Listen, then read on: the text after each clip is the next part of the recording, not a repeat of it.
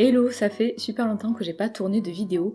Bon, je pense que vous avez globalement un peu l'habitude sur cette chaîne que je sois pas la personne la plus régulière. J'espère que vous, de votre côté, eh bien, vous alliez bien pendant tout ce temps. Moi, comment j'allais, c'est un peu le sujet de cette vidéo, parce que c'est, voilà, une vidéo pour parler de moi, pour parler de ma vie, de ces derniers mois, etc.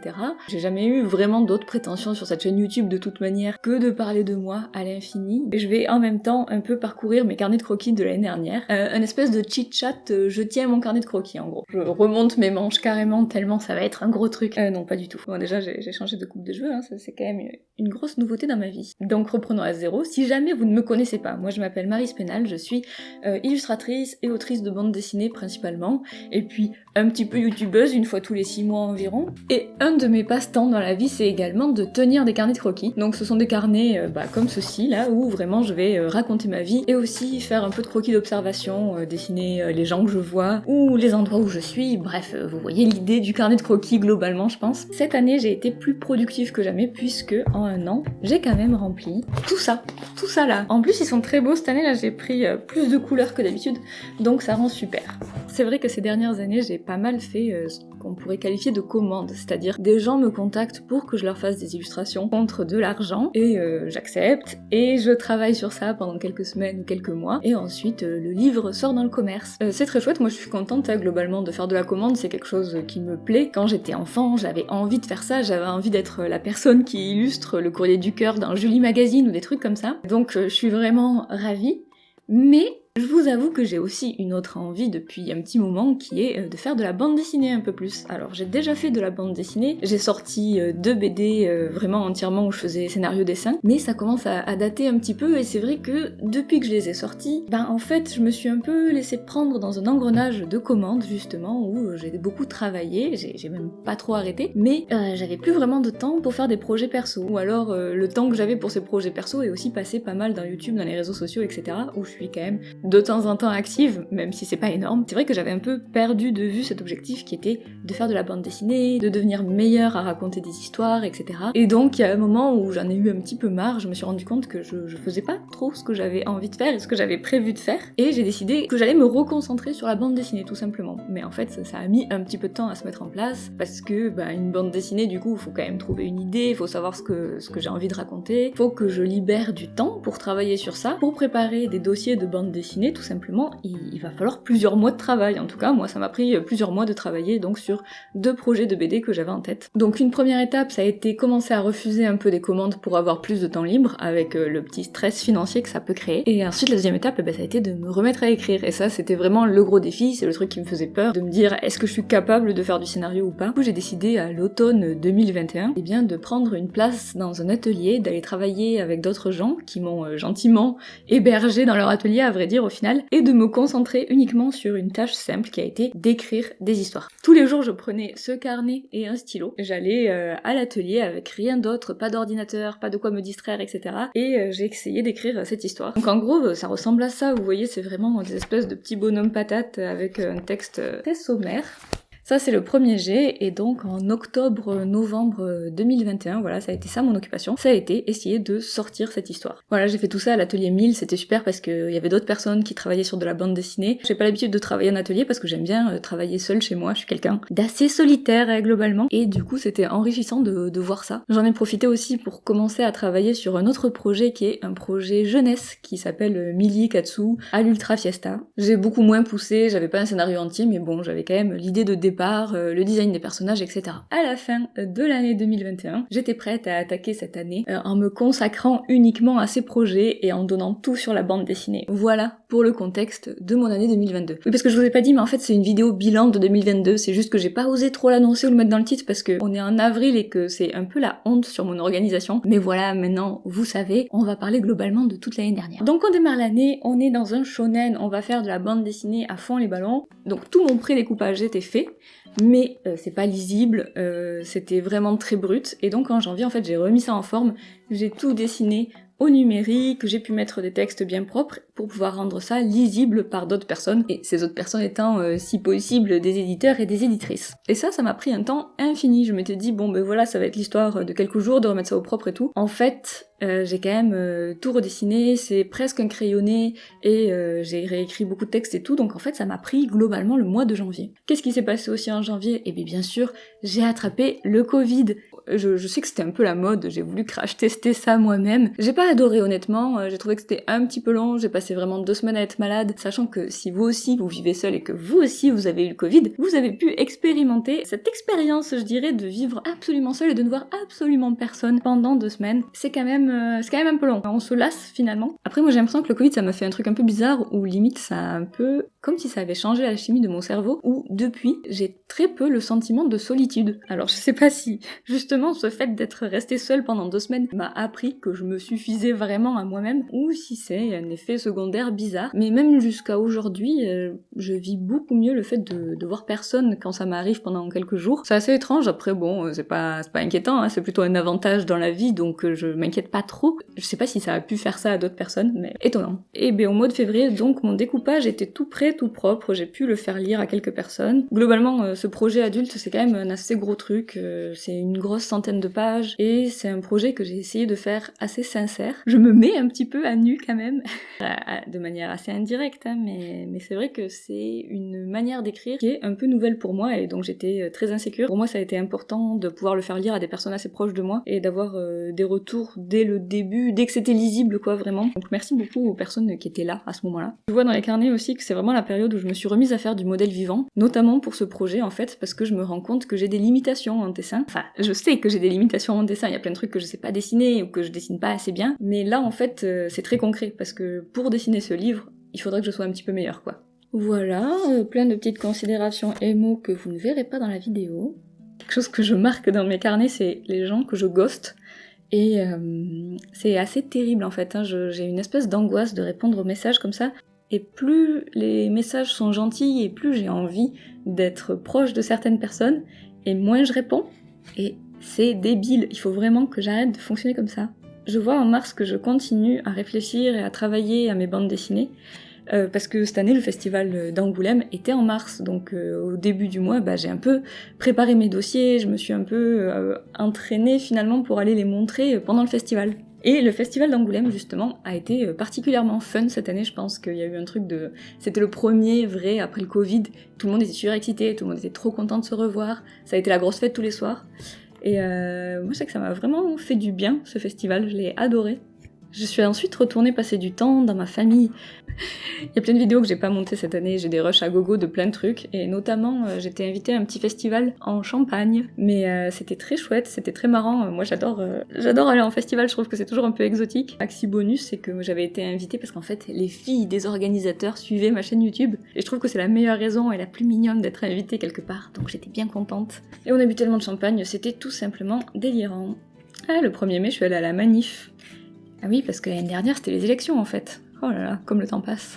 Les élections, moi, ça m'a énormément occupée. Je pense que ça se voit pas du tout de l'extérieur, mais la politique, c'est quand même un gros sujet pour moi. Le temps que j'ai passé à regarder du contenu là-dessus est quand même assez impressionnant. Parce que ça m'a pas forcément fait beaucoup de bien, à mon avis, ça m'a même un petit peu déprimée. Parce que, spoiler, la personne qui a été élue n'était pas franchement mon premier choix, on va dire. Mais en fait, j'étais contente d'être allée à une manif. C'est un peu quelque chose que je trouve triste en vivant en Belgique, c'est que je peux vraiment très peu prendre part à la vie politique française, alors que, comme je disais, ça m'intéresse pas mal. Une autre activité que j'ai eue cette année et qui était vraiment chouette, c'était les petites sorties culturelles, tourisme et dessin que j'ai fait avec Laurine, où on allait se balader en Wallonie et on s'arrêtait, on dessinait, on grignotait des trucs. On l'a pas fait assez à mon goût, mais c'était quand même déjà vraiment bien. Donc là, on en est au mois de mai, et le mois de mai, c'est aussi le moment où je vous ai sorti un incroyable vlog plein de drama et d'intensité. En juin-juillet, qu'est-ce que j'ai fait? J'ai un peu fait la fête, et ensuite je suis partie à l'île d'Oléron faire du patin à roulettes avec Tarmaz et Laurine et Natacha, et j'ai fait des mini-vlogs à ce sujet, ils sont sur ma chaîne YouTube. En fait, j'ai quand même filmé, c'est juste que j'ai pas mal utilisé le petit format de 1 minute pour raconter des trucs, mais c'est quand même des vlogs finalement, c'est quand même des vidéos. Faut que j'avoue très clairement que je ne fais plus de patins à roulettes, hein. Même là-bas, c'était la première fois depuis des mois que je remontais sur des patins, et depuis, je pense que j'en ai pas fait du tout. Poseuse à 100%, hein, je ne fais pas de patins en réalité.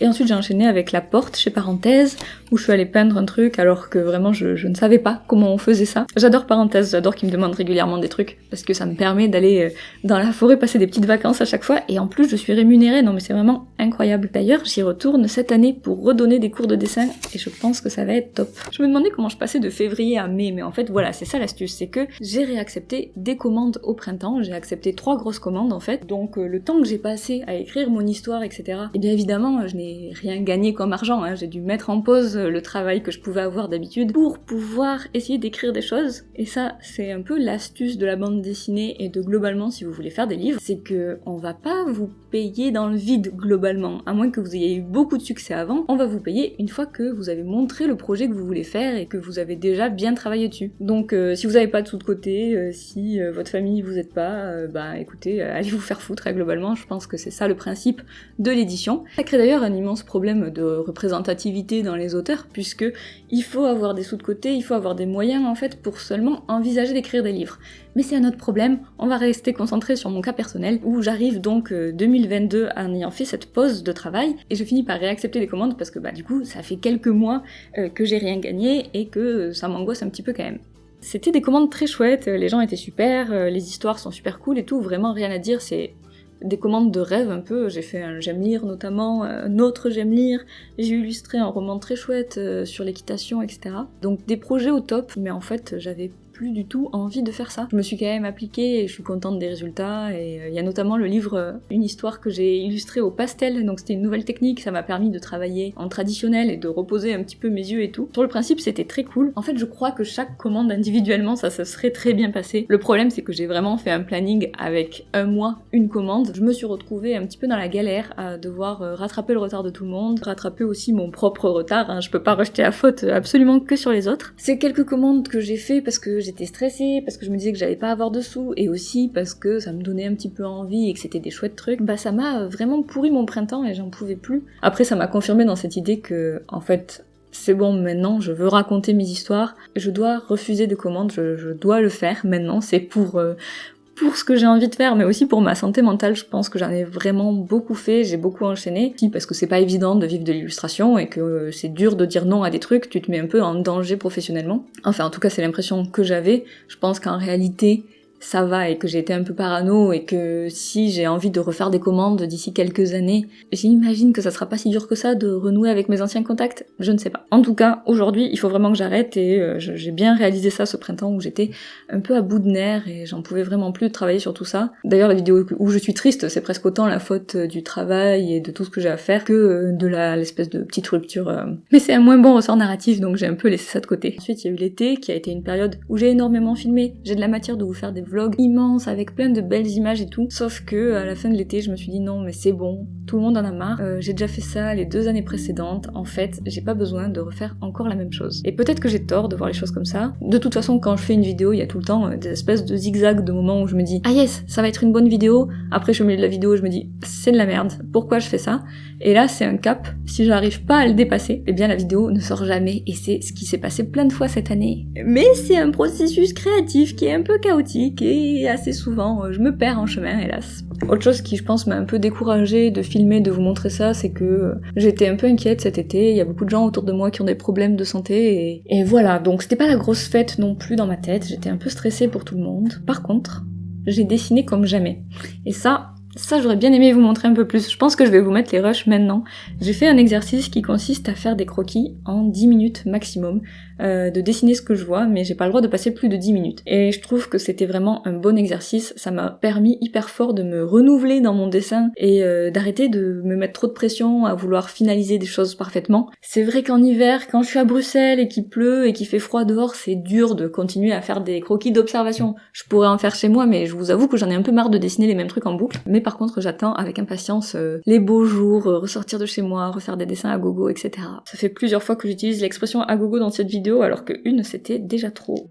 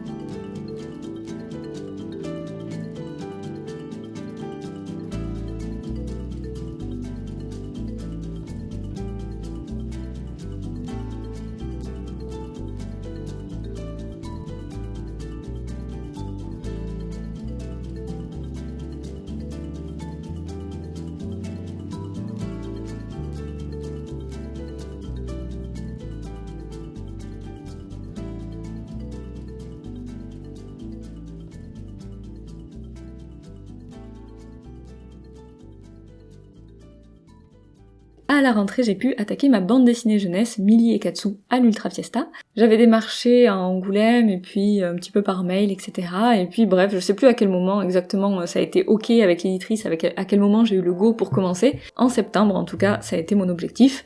D'écrire l'histoire, de faire toutes les petites scènes, parce qu'en fait, il y a plein de mini-histoires dans l'album, et donc il fallait que j'écrive toutes ces mini-histoires, même si j'avais le fil rouge global. Et donc ça m'a pris du temps, et c'était cool. Je me suis acheté un iPad pour pouvoir aller travailler dans les cafés, et j'adore être une artiste romantique comme ça, là, qui dessine en buvant un petit café. Un renouvellement qui a l'air de rien comme ça, mais pour moi, pour ma qualité de vie, le fait de pouvoir travailler hors de chez moi, ça change beaucoup de choses. Je vous avais dit que j'avais testé l'atelier l'année d'avant. J'ai trouvé ça très cool parce que c'était un chouette atelier et tout, mais je sais que c'est pas une manière de vivre qui me correspond non plus. Moi, il y a plein de jours où je travaille pas en fait, et il y a plein de soirs et de week-ends où je travaille. Aller dans un atelier, ça a pas vraiment de sens, hein, puisque je serai seule au moment où je travaillerai comme si j'étais chez moi, donc autant rester chez moi. Mais par contre, avoir de temps en temps un peu de bruit et d'agitation autour de moi, c'était plutôt chouette. Là en plus, je suis dans une période où j'ai d'autres copines qui travaillent dans des cafés, donc on peut se rejoindre ensemble et travailler toutes les 3 ou plus. Et c'est assez super. Donc là, il s'agit de trouver des petits gags et tout, ce qui est encore une forme d'écriture à laquelle je suis pas trop habituée. J'ai trouvé ça hyper rigolo à faire. Je suis assez contente de ce livre que j'ai écrit. Je l'ai ensuite dessiné à la fin de l'année. J'ai dû le dessiner assez vite, malheureusement. Pas des histoires d'organisation, la mienne, celle de l'éditrice, etc. J'ai pas vraiment de frustration par rapport à ça. J'ai l'impression d'avoir fait ce que j'avais en tête. Je pense qu'il va être chouette. J'ai très hâte qu'il sorte. Est-ce que j'ai oublié des choses? Ouais, bon, après voilà, je suis partie un petit peu en vacances à droite à gauche. Je suis allée à Amsterdam avec des copines d'Estienne, c'était trop bien. Mais est-ce que ça a un intérêt pour vous que je vous raconte ça? Non, pas vraiment. J'ai fait des petites sorties dessin aussi, ça aussi c'était cool. On avait dessiné dans des cimetières, dans des parcs. Je suis quand même un peu restée sur ma lancée, je fais de l'observation. Voilà, donc en décembre et janvier, eh bien j'ai vraiment finalisé ma bande dessinée jeunesse. Alors j'ai une méthode de travail que j'ai mise au point qui consiste à ne commencer à travailler qu'à partir du moment où je sais que j'ai plus le choix du tout. Alors du coup, je passe des journées, des semaines ultra intenses où je ne fais que travailler, je ne vois personne, etc. C'est pas ouf en termes de santé mentale, mais le temps, avant de plus avoir le temps, si vous me suivez, eh ben je peux le passer comme je veux, à aller me balader, etc. Alors qu'avant, j'avais cet idéal où je me disais non, mais je vais avancer très régulièrement mon travail, et comme ça, il y aura pas de moment de stress à la fin. Sauf que qu'est-ce que je faisais? Eh bien, je passais la journée devant mon ordinateur à procrastiner, à traîner sur internet, etc. et à pas avancer mon projet, et à quand même de toute façon tout faire à la fin. Donc maintenant, j'assume que je suis pas capable de pas procrastiner, et donc je passe une période à rien faire, et une période à être complètement en panique devant mon ordinateur. Voilà, pour moi c'est ce qui a l'air de marcher, donc is ok j'imagine. À la fin du mois de janvier, je suis allée à Angoulême et j'ai un petit peu concrétisé les choses pour ma BD adulte, puisque ça y est, j'ai une éditrice qui a envie de travailler avec moi, que moi j'ai envie de travailler avec elle et tout. C'est super, je suis vraiment trop contente parce que ça veut dire que l'année qui arrive, en fait, je vais faire que ça, je vais travailler que sur cette BD adulte. Et j'ai trop hâte que vous puissiez la lire. Je viens de vider mon réveil car j'avais plus de piles dans mon micro, donc je vais faire une conclusion un petit peu rapide. Oh, voilà, donc j'ai l'impression que l'année dernière ça a été un peu une période de transition où j'ai pas accompli grand chose, où j'ai tenté tant bien que mal de mettre en forme des projets, et j'ai pas eu beaucoup de sensations d'accomplissement. Mais j'ai l'impression aujourd'hui de récupérer finalement tous les fruits de ces petites graines que j'ai plantées. Cette année devrait être en revanche assez satisfaisante en termes de travail, et voilà, donc bravo Marie de 2022, vraiment bon travail. Et pour la suite, qu'est-ce que je fais dans les prochains mois? Eh bien je fais la meilleure bande dessinée possible.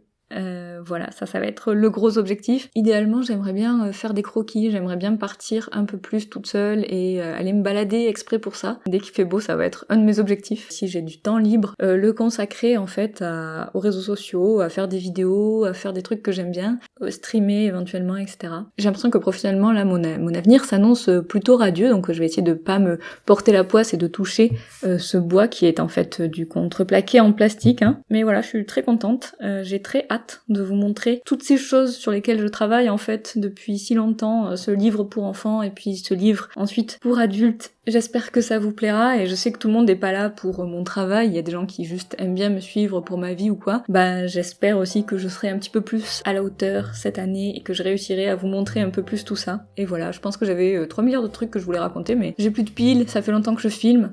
Voilà, Je vais essayer de pas trop faire de montage et de partir du principe que c'est une conversation qu'on a, vous et moi, et que je me coupe pas trop et que je fais comme si ma vie vous intéressait fortement, et si ça n'a pas été le cas, je suis navrée. Et j'espère qu'on se revoit vite, ça dépend un petit peu plus de moi que de vous pour être honnête, mais je vais faire mon maximum, et d'ici là, portez-vous bien, et à bientôt, salut!